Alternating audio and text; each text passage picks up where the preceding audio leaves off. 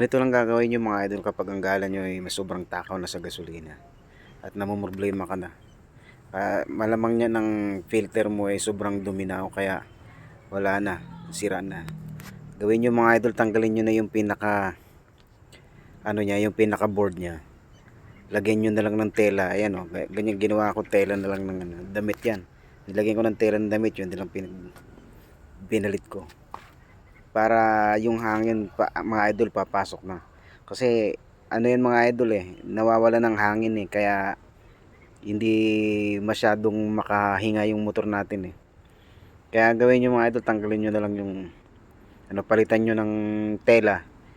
Katulad ng ginawa ko. Tapos yun na lang ilagay nyo.